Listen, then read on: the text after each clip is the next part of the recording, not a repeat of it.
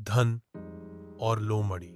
एक व्यस्त गांव के पास एक शांत जंगल में रिलो नाम की एक चालाक लोमड़ी अपने अगले भोजन की तलाश में पेड़ों के बीच घूम रही थी। एक दिन वह कुछ अजीब पर ठोकर खाई। एक चमड़ा पर घास में लेटा हुआ दर्द। उत्सुक उसने इसे खोला और पाया कि यह चमकदार सिक्कों से भरा है। रीलो ने पहले मनुष्यों को इनका उपयोग करते देखा था, भोजन, कपड़े और अजीबोगरीब छोटी वस्तुओं के लिए उनका व्यापार करते हुए।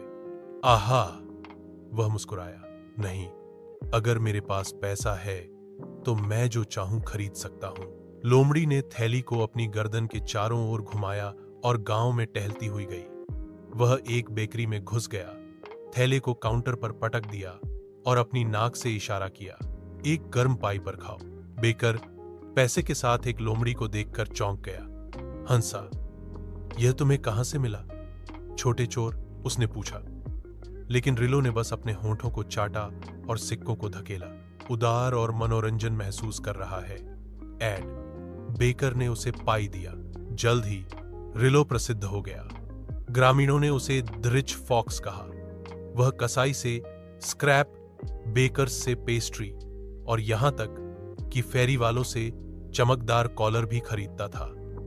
लेकिन ऊपर समय के साथ थैली में पैसा हल्का होता गया। एक दिन रिलो ने थैली खोली और केवल एक सिक्का देखा। वह गांव में गया, लेकिन दुकानों ने उसे भगा दिया। कसाई ने कहा, पैसा नहीं, खाना नहीं। भूख बढ़ी और रिलो ने महसूस किया कि सिक्के जामुन की तरह वापस नहीं उगते। वे केवल तभी उपयोगी थे जब तक कि अन्य लोग उनका मूल्य रखते थे और जब तक कि उसके पास वे थे। इसलिए रिलो जंगल में लौट आया। उसने लटका दिया एक पेड़ पर खाली थैला और कहा, पैसा दरवाजे खोल सकता है, लेकिन यह हमेशा के लिए आपका पेट नहीं भर सकता।